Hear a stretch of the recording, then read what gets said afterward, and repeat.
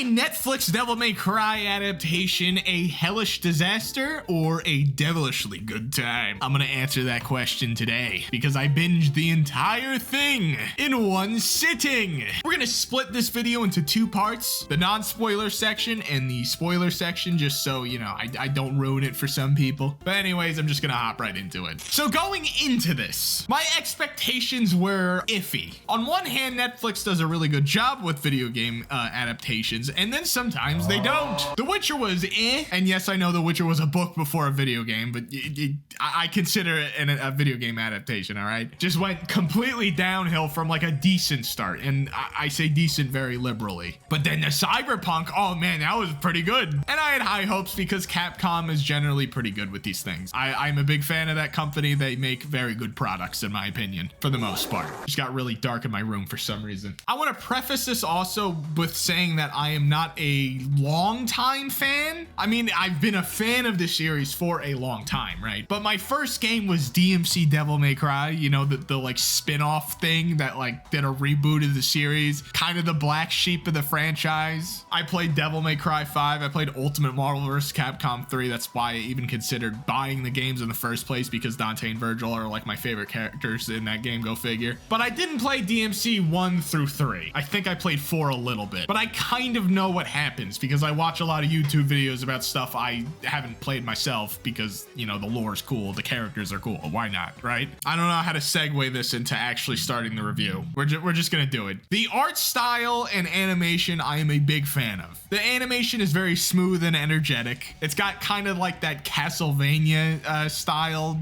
animation. It captures the video game's energy very well, of just insane stuff happening on screen, just kinetic energy all over the place, people run around, super fast movements, Dante being a badass. It looks very nice on screen most of the time. There is, however, a bit of a minor problem, although it might be major to some people. The show uses CGI, and sometimes it's not very good CGI. It's pretty bad sometimes. Sometimes it fits very well. I can barely tell that's actually CGI. And then other times it sticks out like a sore thumb and takes me out of the fight. So it's a 50-50 really on that. And this isn't really a spoiler because if you know Devil May Cry at all, you know what a devil trigger is. But let's just say Dante's devil trigger looks like, and this is a weird comparison, this is just what it draws to me immediately when I see it. The Cartoon Network movie Fire Breather, his devil trigger form reminds me of that for some reason. Like the character, the main character of that movie doesn't look very good. It was like a CG only movie, right?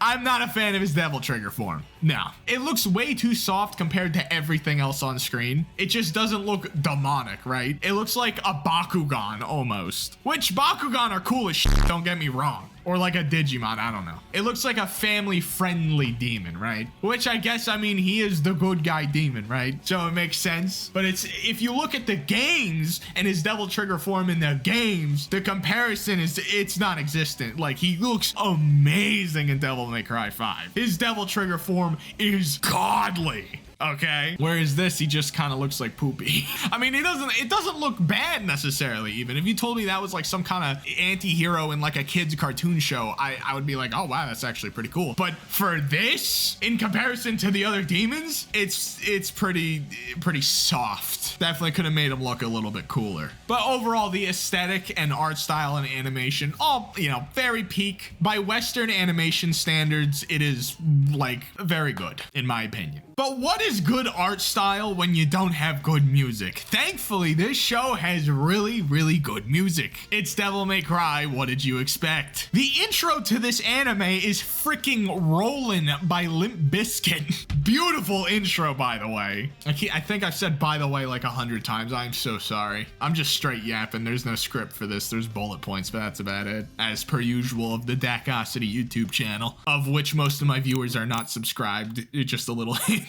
Got Dante eating pizza, very well animated for some reason, while they're screaming, rolling, rolling, rolling, rolling. Keep rolling, rolling, rolling. It's so good, dude.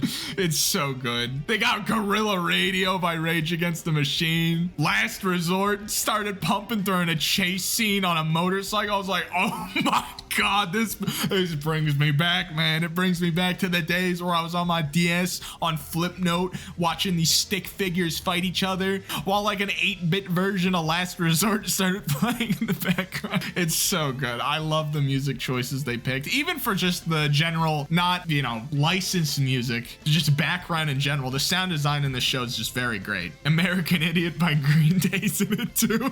They play that during a spoiler. I'll bring that up later during the story review with the, you know, the spoilers and everything. But it's Devil May Cry, so they have some DMC5 songs in here. Not the original ones, but, well, I mean, you know Bury the Light was going to be mentioned. If you don't know what Bury the Light is, it is Virgil's theme in Devil May Cry 5. I don't know how you wouldn't know what that is if you're watching this, but, you know, just for the people who don't. And it was memed to all hell for a good reason. It is on par with the Metal Gear Rising soundtrack, basically, is what I'm saying. Very goated song, very goated music in general from that entire game. Seeing the popularity of especially that one song, I'm assuming they just kind of shoved it in everywhere they could have during this show. They just plowed it in the background somewhere. Different forms of them saying bury the light and stuff like that. It's almost meme worthy in itself. Like it almost made me cringe because even though I like the song, it's so obvious that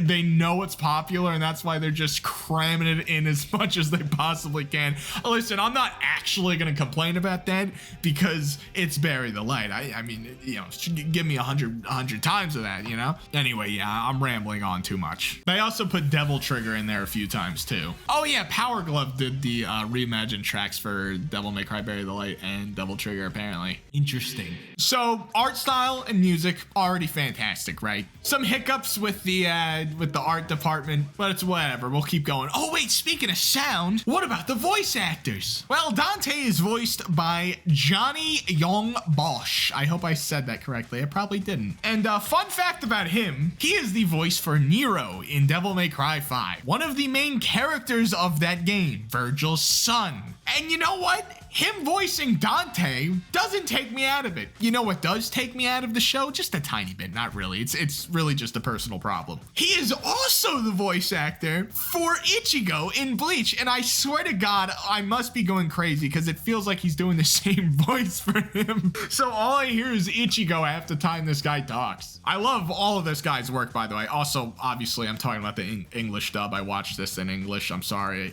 If something has a dub, I'm gonna watch it in dub. 9 times out of 10. I don't like reading. You can dislike the video now. I know it's a sin. They also have Kevin Conroy, you know, the guy who voiced Batman from the Batman Arkham Asylum games, as well as like 100 other different versions of Batman, and just he's a phenomenal voice actor is what I'm getting at. You hear his voice, you immediately know who it is. Rest his soul. He is dead, by the way. He's been gone for a while now, and I am genuinely sad that he's gone because I love his work, clearly. But yeah, he's the vice president, the God-fearing vice president who plays a fantastic role in the show as well. Every time he's on screen, fantastic. I keep saying fantastic. I'm losing my mind, man. So without getting into spoilers, I will do a quick tiny review on the story before actually going in depth on it. So the story is an original. It is not following exactly what the games do. This is its own kind of separate universe of Devil May Cry, kind of like what they did with DMC Devil May Cry, right? I don't know why they keep doing it. It is somewhat annoying when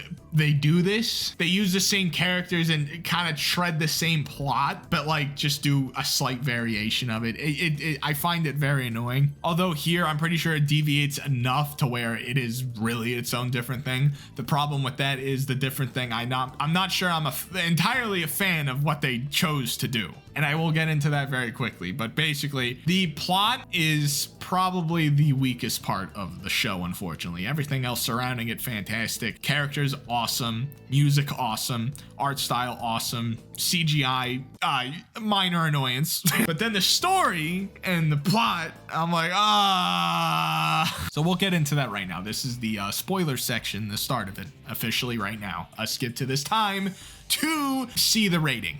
Okay, now that all the goobers are gone, let's get into the meat and potatoes and pickles of the show. So from my understanding in the original series, like the games, humanity is portrayed as the ultimate strength. Humanity, not like humans in general, but the human heart, right? Dante derives power from this. So in like Devil May Cry 5, Virgil completely, spoilers for that game, by the way, I mean, it's old as hell. I don't know why you haven't played it yet. You should go play it. But Virgil completely abandons his humanity. He separates it out of him completely, and he becomes, what's his name, Urizen, and eats this freaking like fruit of demonic power that makes him the ultimate demon. And Dante still destroys him because he has humanity. And only when Virgil reunites with V, who is his humanity, is when he actually becomes equal with Dante again. They derive power from this. It is the ultimate power of the universe in this universe. Human qualities like compassion, the capacity to cry, hence Devil May Cry, and the willingness to sacrifice. And this humanity is something that demons inherently do not have. Hell itself is like actual hell. It's more of an eldritch abomination type place. Demons are inherently evil. And when they display humanity in the game, it's seen as going against their nature, and it's shown as something that's actually earned because it's not normal. It's not something they're used to. That's why Sparta was such a huge character in the series, because he was a demon who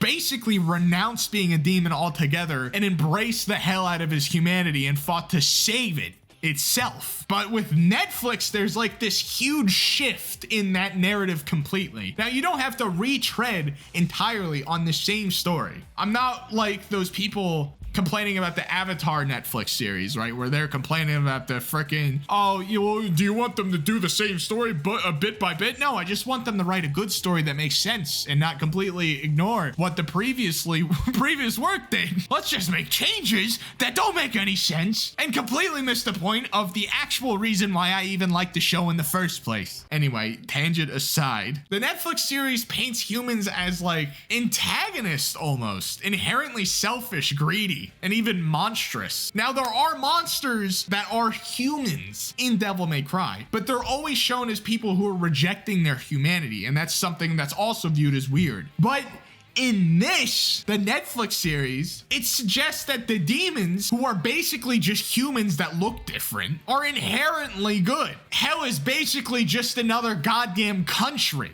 that has like an evil king, which is fine. You can tell that story, but I feel like it just it's like, why is this even Devil May Cry at this point? What the hell even is a demon then? I guess they'll make those answers later. Like when demons in the show, the ones that are basically refugees, start crying, expressing sorrow for their loved ones dying, it's seen as something that's commonplace. Them having humanity is just normal. It doesn't seem like something that they earned, which, from a human perspective, okay, these are normal human traits, right? But these aren't supposed to be humans. They're demons. Them being sad and having like compassion for others is supposed to, at least in the Devil May Cry universe generally, from the games, was supposed to be seen as something that was, commendable. Like, oh my God, they did this. Like, it's an achievement almost, because they're going against their very nature. And it's weird because they bring up the nature thing in the show. When Dante goes Devil Trigger, he later tells Mary, hey, yeah, I turned as a demon. I felt all the hate and anger. Having to control that was so difficult. I can't believe Sparta did that. Meanwhile, the demons, are they all doing that too? The refugees? They're just constantly filled with hatred and anger? It doesn't seem like that. I don't think we see that at all. They were just people that look like fish and lizards. There's no distinction between the two, and I guess that's the message they're trying to send. But then when the rabbit finally gets what he wants and Dante opens the portal and like merges the two realms together, oh my God, what happened? Oh, humans start just getting destroyed by demons. The world does go into Armageddon. And what's to stop the same thing happening? I forgot to mention what happened. So in hell, yeah, King Mundus or whatever, he's controlling everything. He derived them of resources. He's an evil king. Okay, so now you brought him to Earth. God forbid you try making a deal with the humans. I know they're dickheads heads to begin with, and it's gonna be hard to bring all the refugees over, right? I know you said that was difficult, but like, this is the alternative, just merging the realms together. Now King Mundus has more space to rob of resources and to just become a tyrant over it. Where was the end game here? He said nature will take his course basically, in a few generations will be happier, but is that even true? Would the same thing not just happen again, but with now humans are also being tortured and enslaved and being robbed of their resources too? The villain's plan makes no goddamn sense, and he's supposed to be kind of played out as this smart person. He's crazy too. He was an orphan that went into hell at a young age and somehow knows how to make interdimensional technology, but you know, we'll just ignore that part. Kind of makes you think, are the demons just dumb because they couldn't do that themselves despite living in the freaking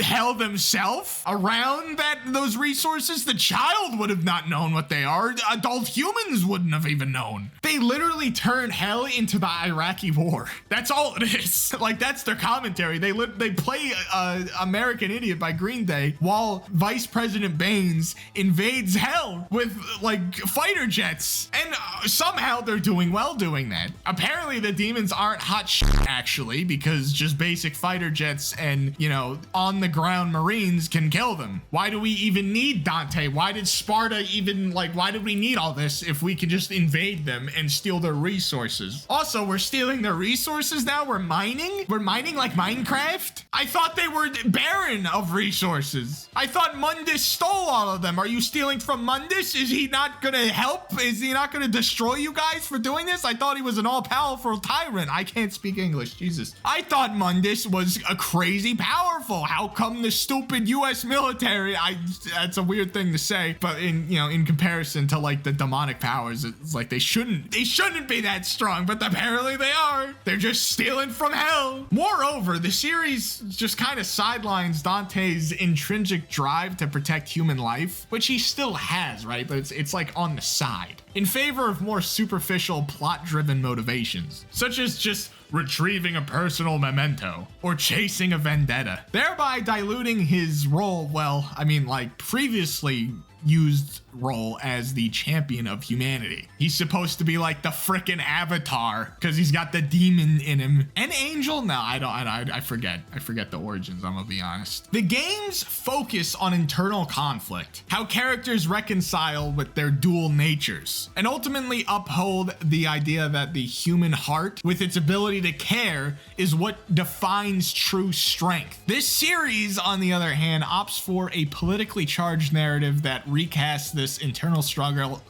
oh my god, help me, as a broader allegory about societal issues. In the games, morality of characters is usually clear-cut. Humanity is good because it inspires empathy and growth, while demons, for the most part, are forces of chaos, exceptions of side. This series blurs those lines completely, suggesting that demons naturally possess compassion, which undermines the unique symbolism that made moments like Dante's Devil Trigger so impactful. So therefore, the nuanced character arcs, such as Virgil's tragic descent into darkness and eventual search for redemption, which probably, I'm gonna be honest, might not even be covered in the series, or at least remotely well in the like next season or whenever they decide to do Virgil. He was obviously shown at the end. Receive less focus in the animated series. Like, it tends to favor the fast-paced, spectacle-driven narrative over deep introspection, which is fine because, I mean, it's a Devil May Cry. It's supposed to be fast-paced and crazy and action-packed, right? But there's themes in there, and I don't think the anime follows the themes very well. Kind of contradicts them, and like, it's like, oh, the demons, they're kind of, you know, they're just people that look like fish and frogs. And then there's evil ones on top of that one, but most of them are just refugees. They're just freaking refugees. Also, the super Christian guy is evil, and so is the United States military. They are also evil. These are very original ideas. These are very fun to watch in 2025. I love these very original plot points. And also, I want to point out, I can suspend my disbelief a little bit, right? The rabbit's head, fine. It works like an actual head, despite it literally just being sewn on to a human guy because demonic powers or whatever. But you're gonna tell me the guy who can shapeshift just just died from that explosion when he's made out of goo? Aren't glob monsters supposed to be invulnerable or something generally in media? Don't you need to like freeze them or burn them until they evaporate or something? I guess the explosion could have did that. Never mind, I defeated my own argument. Also, I can't believe I didn't cover this sooner. Mary, lady, she is probably the most unlikable character in the show. She curses like an edgy 14-year-old, which, fine, I guess that can be your personality trait. But like, there's nothing likable about her. She has one somewhat redeeming scene, and that's it. And it's like she sucks. She's a bitch and sucks. I don't know what else to say. In conclusion, though, I'm gonna give this a solid 7 out of 10. Mind you, that's an actual 7 out of 10, not an IGN 7 out of 10. So that does mean the show's pretty good. I like a ton about it. I didn't enjoy how short it was. I'm gonna be honest. It definitely could have used like 4 more episodes to really flush out some things. Yes, it's Devil May Cry. It's supposed to be fast paced, but like maybe I'm just greedy. Maybe I just want more Devil May Cry, all right? Because I did enjoy it. I did enjoy watching it, but the plot and the story were definitely the weakest points for me. But the music, art style, action definitely carry it so much. Story's not bad. Don't get me wrong. It's not like terrible, right? It's just I found myself cringing and kind of yawning a few times. I would definitely recommend going and watching the show though. It's very good, and that's my Dakosity review on that. Stay tuned for more anime and cartoon and maybe video game reviews, of tier lists, yapping, and funny videos from your boy, personally me, that guy. I love you. Like and subscribe. Yet again, I'm gonna ask you a third time because comedy comes in threes. All right, I love you guys. I'll see you. Goodbye. Get out of here.